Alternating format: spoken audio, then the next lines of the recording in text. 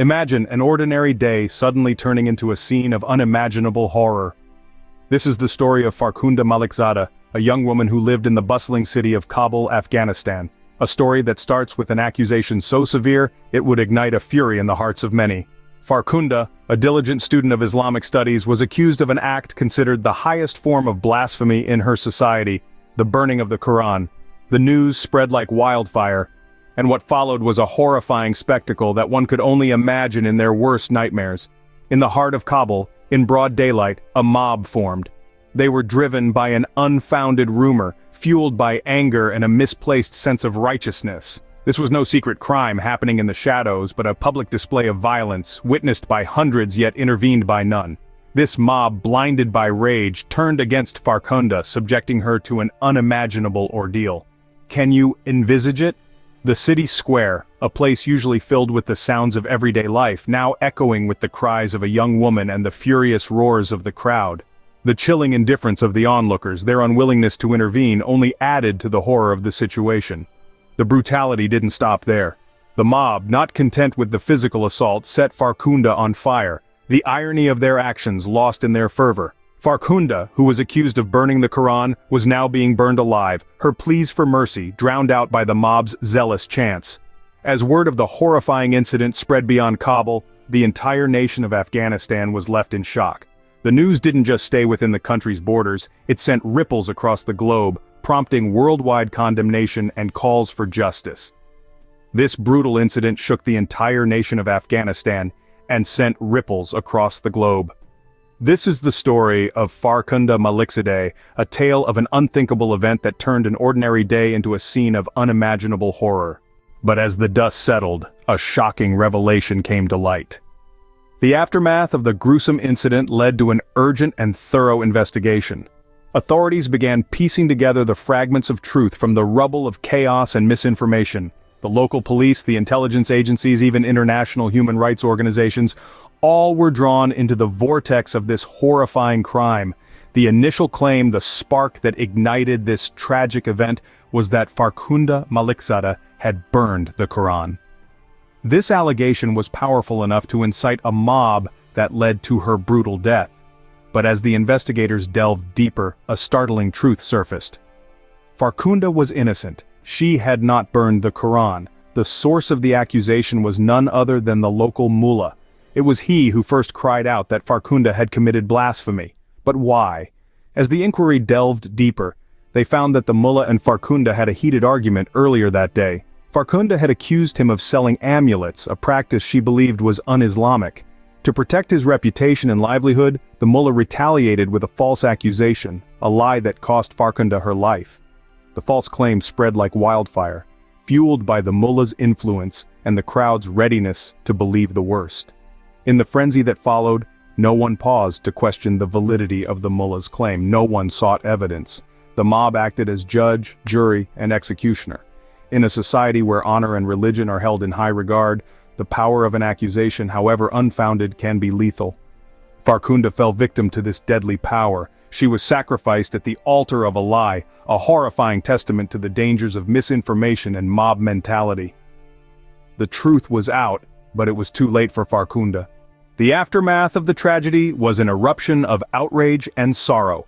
In the wake of Farhunda Malikzadeh's horrific end, a wave of public response surged not only across Afghanistan, but also around the globe. People from all walks of life, from every corner of the earth, were united in their shock and their grief. In Afghanistan, the public's response was immediate and profound.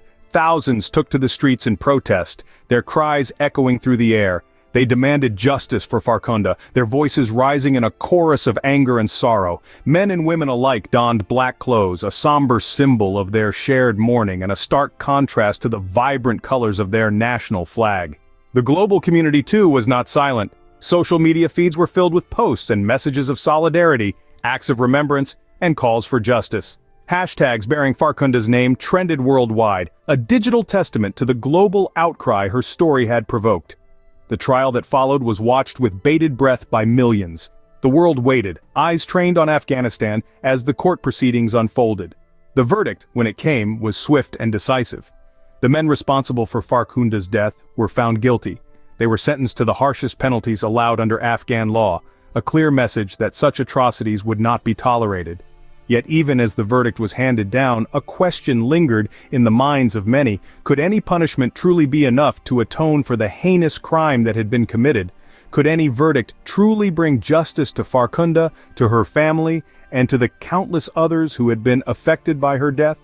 The public response, the protests, the trial, and the verdict, these were all part of the aftermath of Farhunda's tragic end. They were the collective expression of a society in mourning, a world in shock, and a people demanding change. Justice was served, but could it ever be enough? The case of Farhunda Malikzadeh, a tale of horror and injustice, left an indelible mark on Afghanistan. This tragedy shook the nation to its core, triggering waves of protest and public outcry. It served as a stark reminder of the grave injustices women face in this part of the world and sparked a critical dialogue about women's rights and mob violence. The brutal killing of Farhunda, an innocent woman falsely accused of burning the Quran, exposed the deep-seated misogyny and mob mentality that exists within certain sections of Afghan society. It highlighted the urgent need for change, for women to be respected and protected, and for the rule of law to be upheld. In the aftermath of Farhunda's murder, thousands took to the streets in protest, demanding justice and an end to such violence. This was a significant shift in public discourse, a call to action that could no longer be ignored. It was a call for women's rights to be recognized, for their voices to be heard, and for their lives to be valued. The case also laid bare the shortcomings of Afghanistan's legal system. There were widespread criticisms of its inability to deliver justice in a timely and fair manner. This led to a growing demand for legal reforms, for a system that ensures justice for all, irrespective of gender, religion, or social status. Farhunda's tragic story also led to the rise of grassroots movements advocating for women's rights and justice. It inspired a new generation of activists committed to challenging the status quo and fighting for change.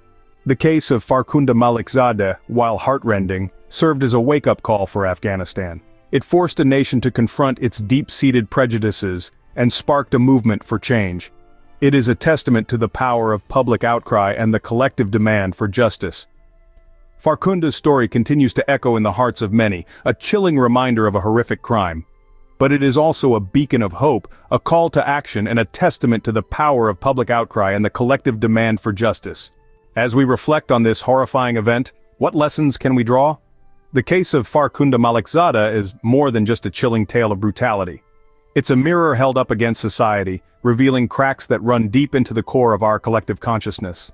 This tragic incident underscores the dire need for adherence to the rule of law.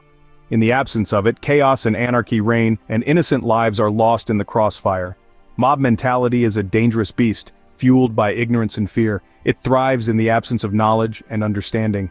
In the case of Farhunda, a baseless accusation was all it took for a crowd to turn into a monstrous entity, capable of unthinkable violence.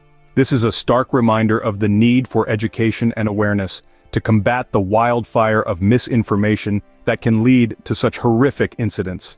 The role of social media in this tragedy is also an important aspect to consider. In an age where information travels faster than light, the potential for misinformation to spread is equally high. Social media can be a powerful tool, but it can also be a dangerous weapon when used irresponsibly. It's not just about sharing information, it's about verifying it before it is disseminated.